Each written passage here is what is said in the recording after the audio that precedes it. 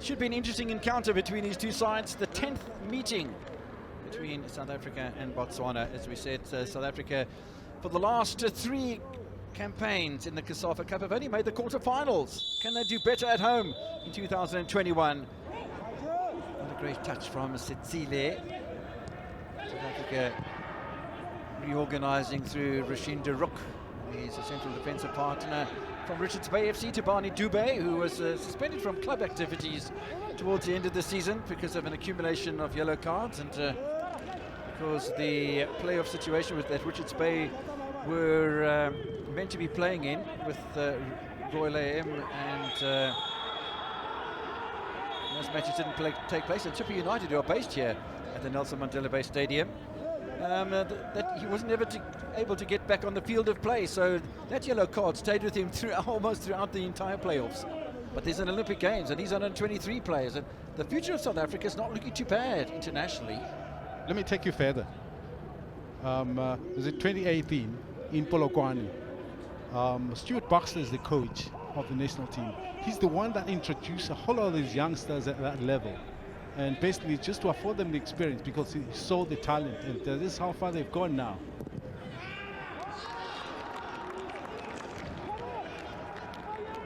It was the last time that South Africa had beaten Botswana by 3-0 in the plate final in Polokwane on the 8th of June, just about exactly 3 years ago. Modiba and Mabwe. Let's talk a little bit about Bafana Bafana.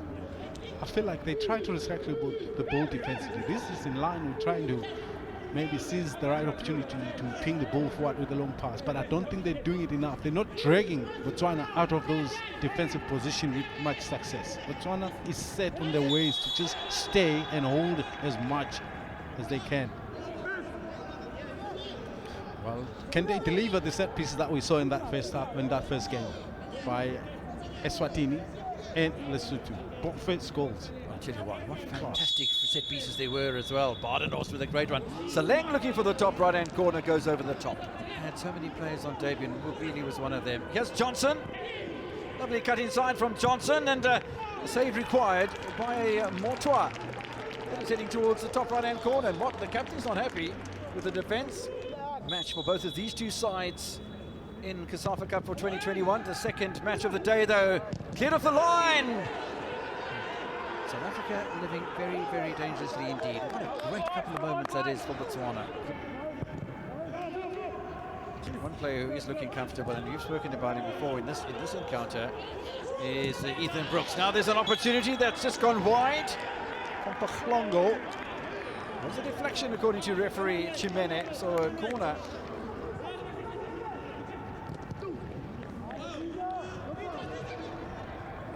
Lena Yani once again on the edge of the penalty area, looking for a handball, and Boy was the man who was applying the pressure, and Ethan Brooks.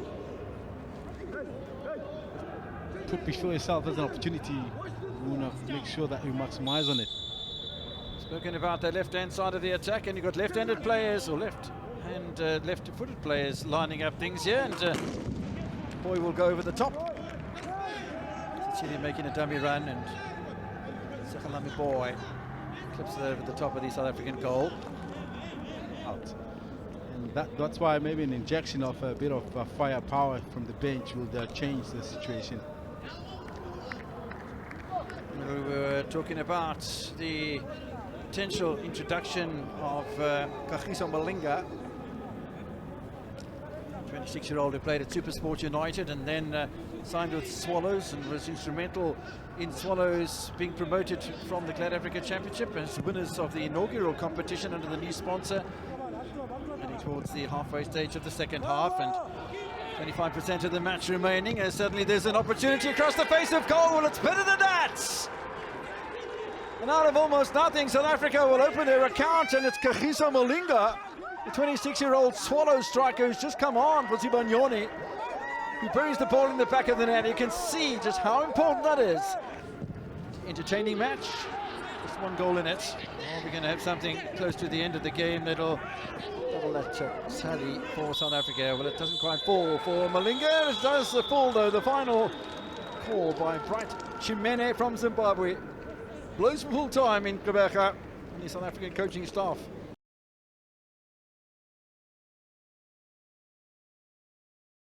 Hey, the first thing that we really need to say, we thank God for the results. I think we're looking at all the things that happened in the camp. Obviously, you needed to get something that can build the morale, that's something that can motivate the boys.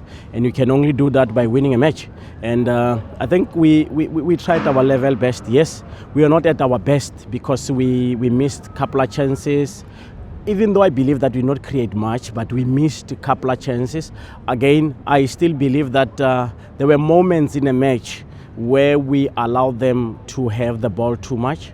But you can understand, you play the game, you are very cautious, you have a very thin bench, you are worried that if I make an early substitution, I might get caught or something. But I think we tried our level best, and like I'm saying, it was important for us to get the positive results today, and it will also help us to build going forward, and it will also bring the spirit of saying we can achieve this. You know, sometimes when you speak to them, they see it difficult up until it is done. So I think after winning the match, now they start to have the belief that we can do this, and obviously they know how important it is to win a match. So I'm happy that we managed to get the results despite all the challenges we went through. Yes, it is important to take each game as it comes. We are playing Eswatini in the next match, if I remember well, and they won their match. Obviously, it's gonna be a very, very difficult game, but remember, if you do well against them, you have tried to give yourself a clear chance of qualifying for the next stage, which I believe that with a consistent performance we can get there.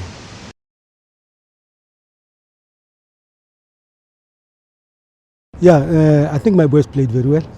I think I'm quite happy with the performance, though I'm not happy with the results. Because the least I wanted was, if I don't win, then I should get a draw against South Africa, which was going to give me a chance going forward. But unfortunately, we conceded a goal, and South Africa played very well.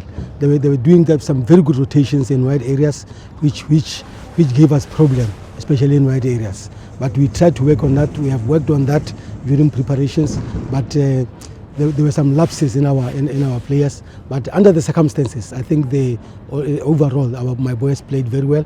We still need to improve in terms of entries into the last third. We still need to improve how we add manpower in the prime target area, that is the 18-yard area, so that we have numbers. Then we'll be able to finish, create and finish. This game has given us something. This game has given us a good start in terms of match fitness. So we are looking forward to the next coming 3 games. It has been difficult. It has been difficult because now what we are required to do is to up our fitness, so that we bring our players to a certain level of fitness.